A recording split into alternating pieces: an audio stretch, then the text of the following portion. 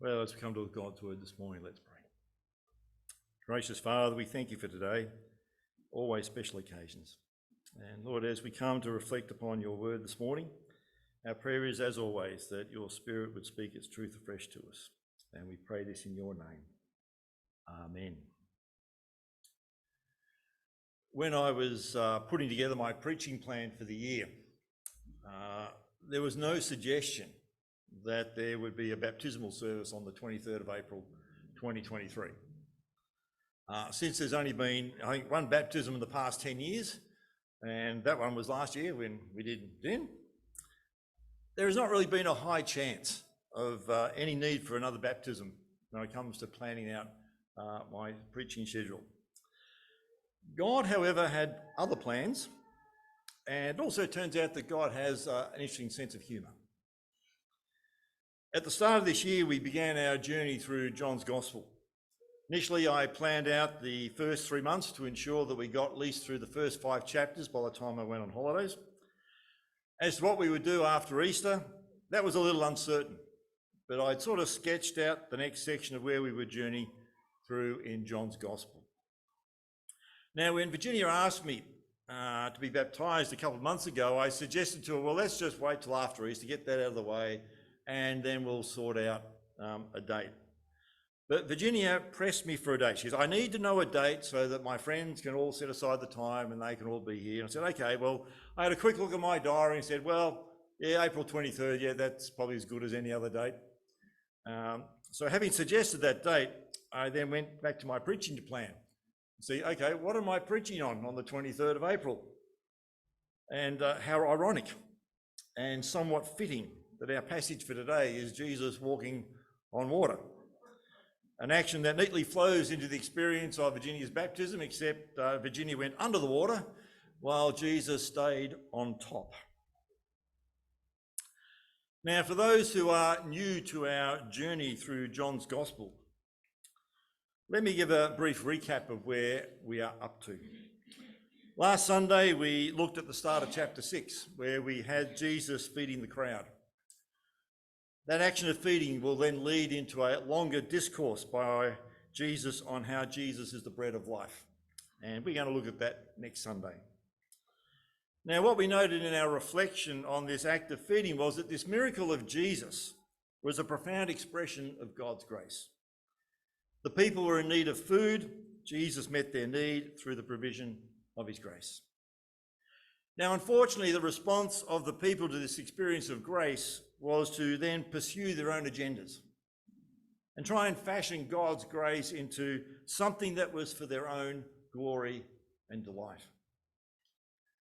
Well, this experience of feeding was a moment of grace that should have drawn the people into seeing the glory of God.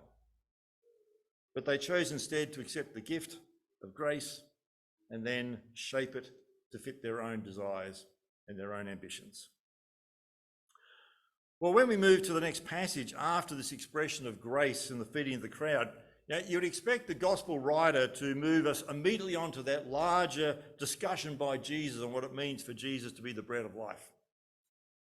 But this larger discussion does not start until verse 25.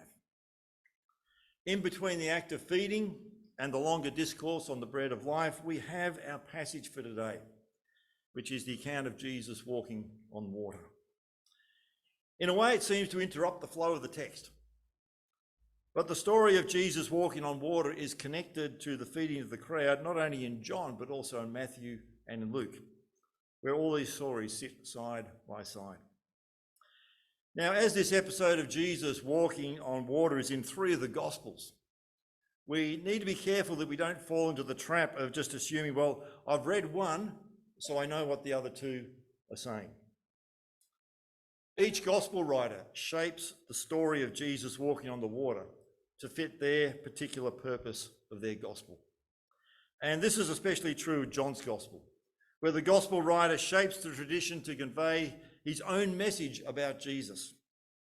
And it's a message that continues to explore the relationship between glory and grace that was started in the earlier feeding of the 5,000. Now, having witnessed Jesus feed the crowd and then withdraw to the mountainside by himself. We read in verse 16 of what the disciples decide to do. We read that the sun has begun to set, the evening has come, and so the disciples head back down the mountain to the edge of the lake, where they get into their boats and they set off for Capernaum. And we're then given the rather significant comment there in verse 17 that it's now dark and Jesus is not with them. And it's here that we encounter one of the differences to the tradition in John's Gospel. In both Matthew and Mark, it's Jesus who instructs the disciples to get in their boat and sail across to the other side of the lake. But here in John's Gospel, it's the disciples who take the initiative to get into their boat and set sail. There is no expectation in this account in John's Gospel that Jesus will have any involvement in what is to follow. Now, for those who know anything about the geography of the Sea of Galilee, they'll know that it basically sits in a large valley. And this geographic structure means that the Sea of Galilee is very susceptible to sudden and unexpected storms. Once the wind starts to blow through the valley, it will churn up the water and the waves will start to build. Well, in verse 18, we're told that a strong wind begins to blow. And as a result, the waves on the water's surface begin to build, making the water increasingly rough. Now, this is all we are told in John's Gospel about the water conditions on the lake. There's no mention of how hard it was for the disciples to sail or how little headway they were making. From the Gospel writer's perspective, the wind and the waves are irrelevant to the central focus that he wants to present. Because unlike Matthew and Mark, this is not a story in John about Jesus calming the storm. In John's Gospel, this is a story that reveals the truth of Jesus. It is a moment of revelation. Now, at this point in the story, we are invited by the Gospel writer to step into the shoes of the disciples, to sit in the boat alongside them. Now, the last time they saw Jesus was on the mountainside. They're now some 2 to 3 miles from shore in their boat. It's dark, it's windy, and in the boat, everyone is busy with the oars, trying to keep the boat turned into the wind. Well, imagine yourselves in that boat with them, in that situation. What do you think would be the last thing you would expect to see? There's probably a few answers to that, but one in particular would have to be Jesus coming towards the boat, walking across the water. Now, in our understanding of the world, no one can walk on water. Force of gravity does not allow it. And yet the disciples are rowing their boat and they see Jesus approaching them, walking on the water. The response of the disciples is that they are terrified, which is probably a pretty good description, but I think it's also a gross understatement. People don't walk on water. And so the question arises in their minds, who or what is it that is coming towards them across the water? Well, Jesus responds to their fears in verse 20 by announcing to them, "It is I. Don't be afraid." Now, at this point, there are a couple of things we need to think about. The first is in relation to the fear of the disciples. What are the disciples actually afraid of? Now, as we noted earlier, the gospel writer does not make a big deal about the wind and the waves. If the disciples are not afraid of the elements that they are wrestling with, then what is it that they are afraid of? Well, what scares these disciples is Jesus. Or what we should say is what scares them is the revelation of Jesus, of his glory. Now, up to this point, the disciples have seen Jesus do acts of healing. They have seen him turn water into wine. They've seen him feed the crowd of 5,000. In their thinking, Jesus fits the definition of a prophet. He is, for all intents, now the Elijah figure that was supposed to come. And so the disciples expect Jesus to do prophet-like actions. But the act of walking on water is way beyond their understanding and their experience of life. And so the disciples do what we all do when we encounter something outside of our life experience. We get scared. We get terrified. Now, these men are given a revelation by Jesus of his glory as the Son of God, and it scares the living daylights out of them. The second thing we need to note is how Jesus responds to their fears. When Jesus says, "It is I," he's making a very critical statement about who he is. Unfortunately, we tend to lose sight of this significance in our English translations. In the Greek New Testament, the phrase translated in English as "it is I," in Greek it is ego eimi, which probably doesn't mean too much to you, but the significance of this identifying phrase is twofold. In the early church, for the many Greek-speaking Christians and Jewish Christians, the common version of the Old Testament that they studied was the Greek translation of the Hebrew Scriptures, which was the Septuagint. Now, secondly, back in Exodus chapter 3, verse 14, when Moses asked God how he should identify this God who is sending him to lead the Israelites out of Egypt, God tells him, "I am has sent you." It's the name "I am" that identifies the name of God. Now, at this point, you may be wondering how a conversation between Moses and God and bears on this moment between Jesus and the disciples on this windswept Sea of Galilee. So let's unpack this a little bit. In the Septuagint, the Hebrew phrase for the name of God that we translate in our English Bibles as "I am" is translated into the Greek as ego eimi. So what this means is that when Jesus is telling the disciples that "it is I," what Jesus is doing is identifying himself with the name of God and saying, "I am."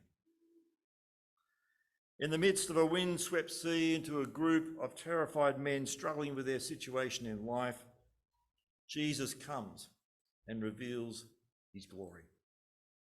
Jesus reveals his identity as God himself. And we then read in verse 21 that when Jesus gets into the boat, they immediately reach the shores to which they are heading, thus making a night I think the disciples never forgot. Well, in verses 22 to 24 that follow this moment of revelation, we have a short narrative that brings the story back to the feeding of the crowd.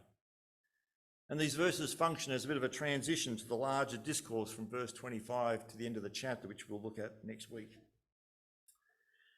Now, if we take a step back and look at this experience of the disciples, we need to ask ourselves, what is it that the gospel writer wants us to learn from his presentation of this experience? What does the gospel writer want us to understand about Jesus, especially on the relationship between glory and grace?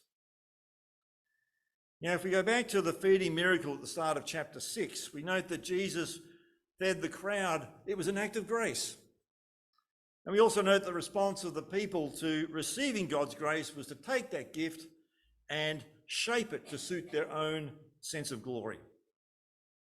You know, the people tried to harness God's grace for their own desires, for their own power, their own authority. But as we noted, Jesus does not allow them to do this. Jesus will not allow them to corrupt God's grace for their own sense of glory. Well, when we turn to our passage for today with this experience of Jesus walking on water, we find that the relationship between grace and glory is now going the other way. Here in the action of Jesus walking on water, we do not begin with an act of grace, but we have a revelation of glory.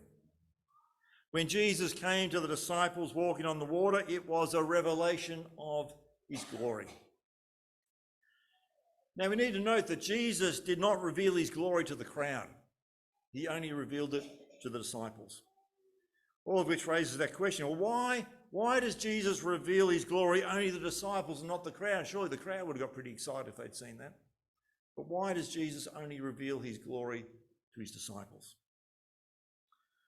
Well, the answer lies in the context of that statement of identity. The reason that Jesus reveals his glory is that he may calm the fears of his disciples. You know, the disciples are in a situation of great fear. By revealing his glory, Jesus ministers to the needs of his disciples. And so this revelation of glory by Jesus then flows into an experience of grace that assures these men of the presence of God. When Jesus declares that he is the great I am of the Old Testament, these disciples now know that God has been, God is, and God will always be with them, no matter what their situation in life might be. In this moment, Jesus reveals the correct relationship between glory and grace. As far as Jesus is concerned, glory is never revealed for the sake of power. We do not reveal glory in order to gain more glory. Rather, the revelation of glory leads into what can only be described as an experience of grace that fills out the pastoral care of the disciples of Jesus. Now, we see this same principle at work in how the gospel writer understands the cross of Jesus.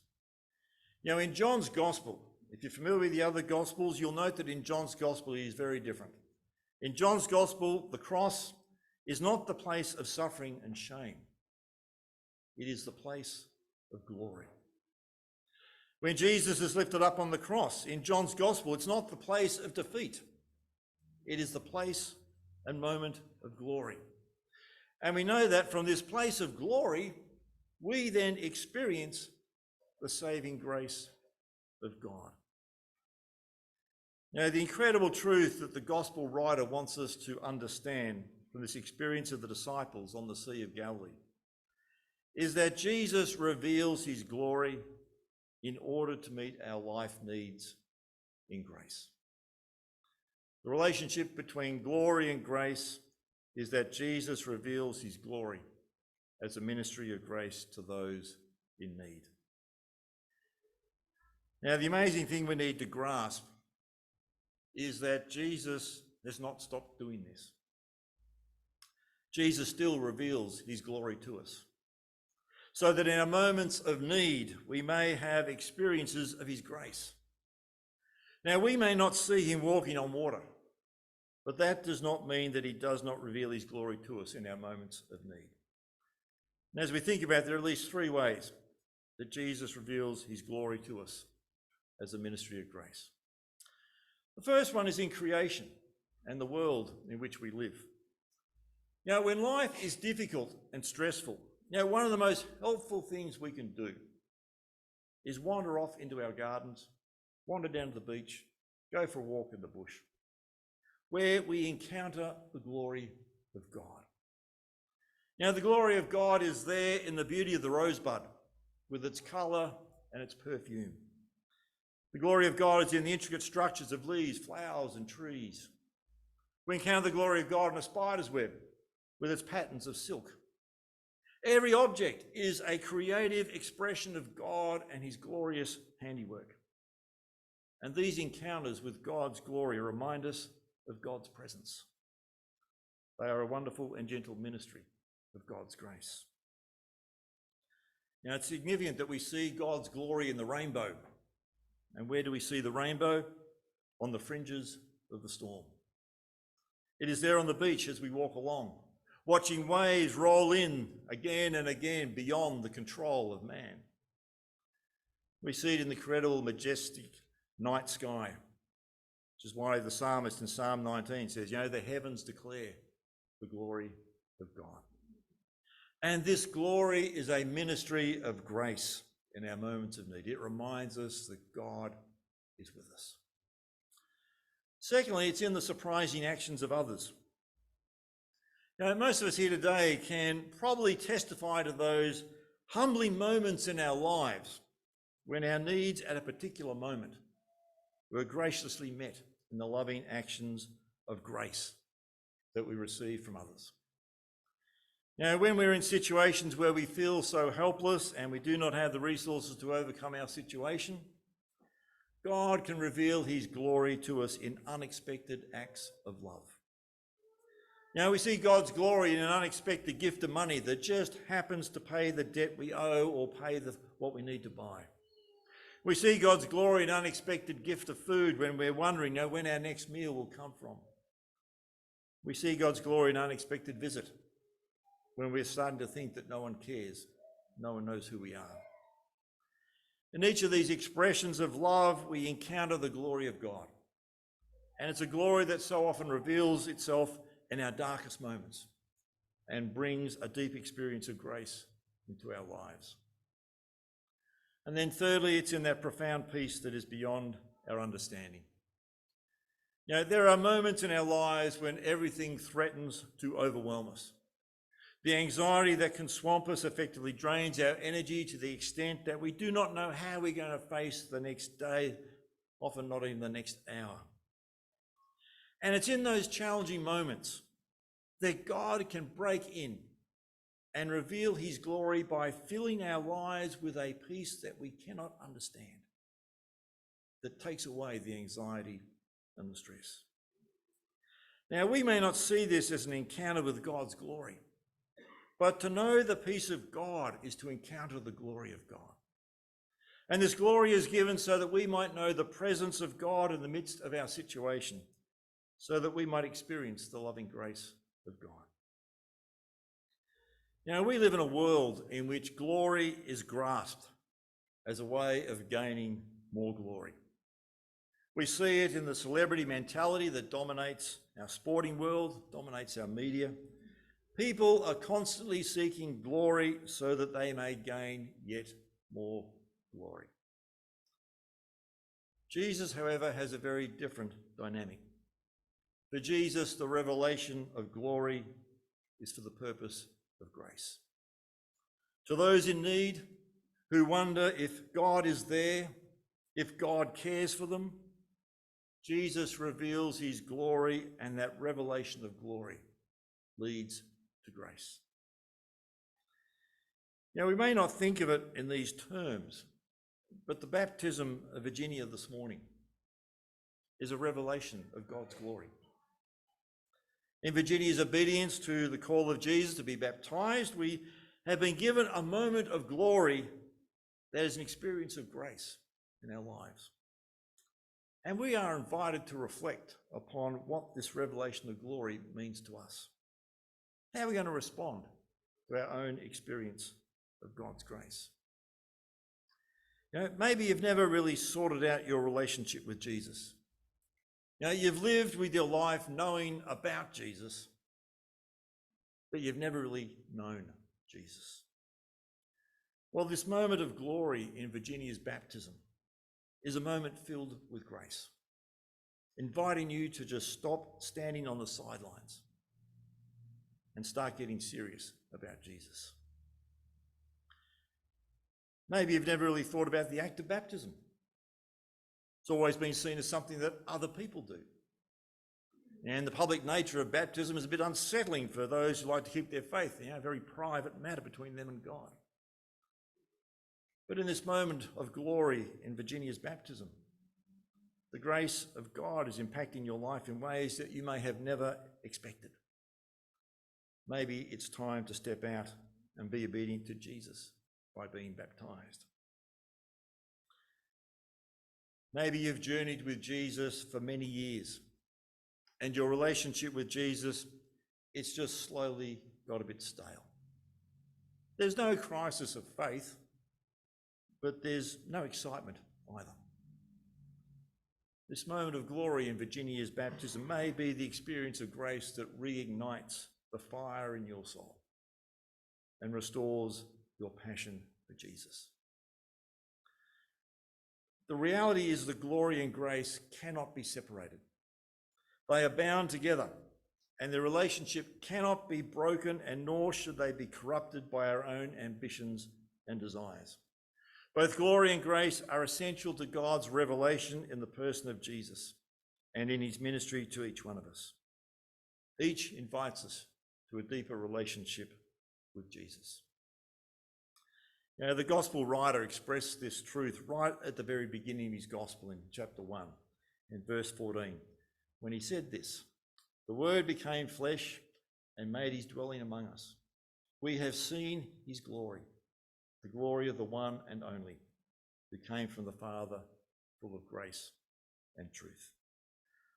Well, may we behold the glory of God, and may God's grace continue to do a transforming work in each of our lives.